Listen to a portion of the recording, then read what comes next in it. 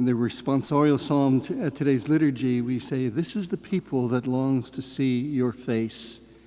Appropriate words to sing on this Feast of All Saints, and appropriate is in that we're welcoming these new candidates for the sacraments who are looking to see the Lord's face. And hopefully they see the Lord's face in all of us gathered together here in faith and prayer. This All Saints' Day is a very beautiful feast, celebrating the call to holiness open to all daughters and sons of God.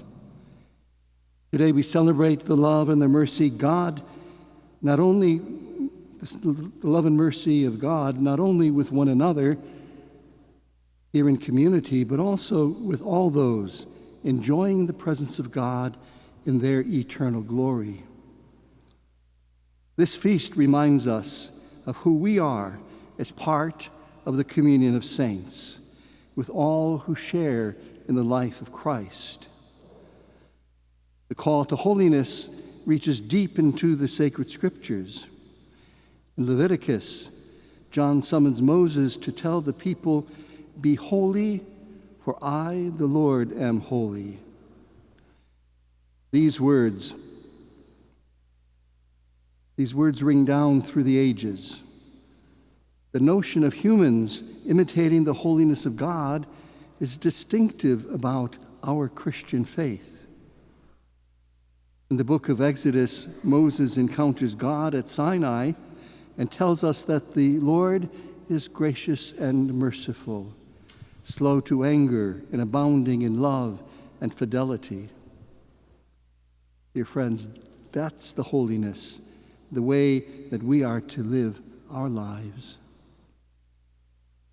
Today in the book of Revelation, John tells us of the vision of a great multitude which no one could count, from every nation, race, people, and tongue. They stood before the throne and before the Lamb, wearing white robes and holding palm branches in their hands, and they cried out in a loud voice, "Salvation comes from God." Dear friends, those words express both God's hope and promise fulfilled of a great multitude beyond count from every nation, race, people, and tongue, experiencing God's everlasting love and presence. The other day, I was looking through some publications and I noticed an advertisement for a new book called Brotherhood of the Saints, which is a kind of page-a-day book offering reflections on some of the saints, some well-known and some maybe obscure. These were saints of differing ages and social customs or cultures, but each in their own way, they were showing us the way to authentic Christian discipleship. Behind their exterior differences, they are people like us. They too lost their parents sometimes when they were young. They too had trouble at work, whether that was at a hospital or a cathedral or in everyday living. They had their setbacks. They suffered heartbreak. They too had physical aches and pains. Yet these holy people were compelling examples of how to meet challenges of our daily life by being strengthened in faith and becoming the person God created them to be. My friends, maybe that's the phrase that should be, become the person God created you to be. That's a beautiful expression of who and what a saint is to be. The person God created you to be. Early last month, there was a technological whiz kid. Carlo Acutis was beatified. He was a very young man, and he used the internet to spread his faith. He died of leukemia in 2006 at the tender age of 15. He's being touted as the patron saint of the internet and maintained websites for local Catholic organizations. He sought to pray the rosary and attend Mass daily.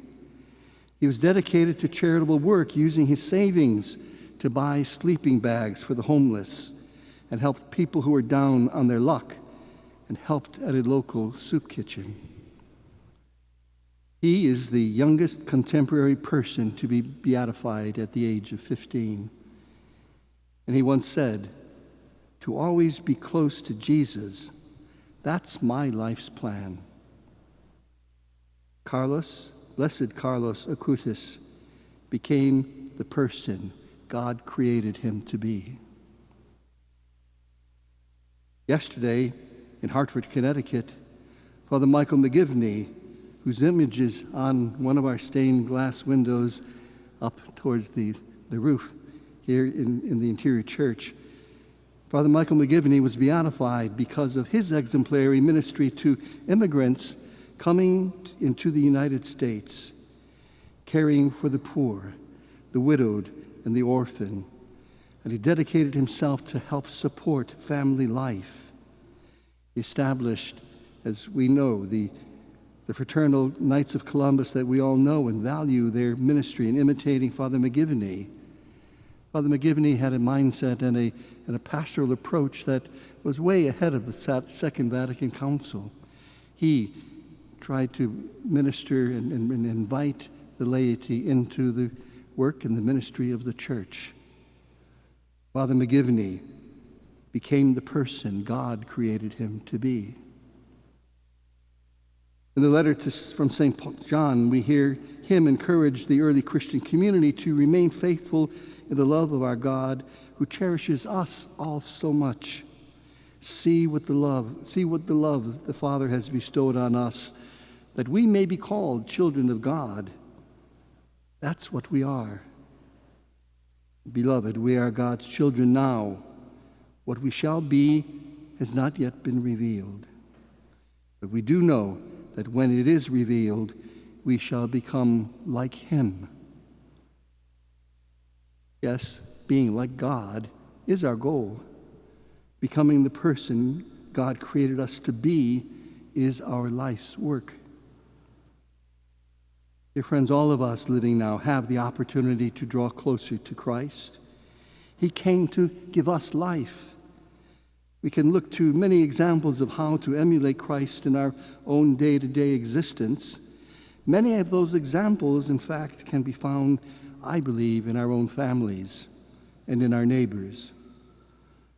In the gospel today, we heard Jesus tell his disciples then and now how to follow in his way. Beatitudes describe a life well lived by being poor in spirit, meek, merciful, clean of heart, peacemakers. Yes, Christ is calling us into a relationship with himself and with each other that is truly one of deep love. Indeed, instead of focusing on ourselves, he wants us to put God first and to care about and care for other people. St. Ignatius of Loyola wrote a prayer that may help us to appreciate what it takes to be a saint. It asks Christ to teach us how to do and how to be all that he wants. Lord Jesus, teach me to be generous.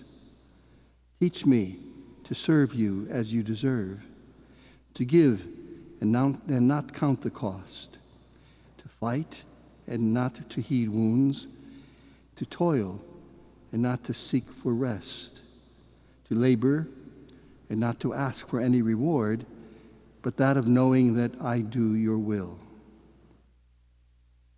And so this morning, in this liturgy, let us thank God for his great mercy and his immeasurable desire to spend eternity in our own company.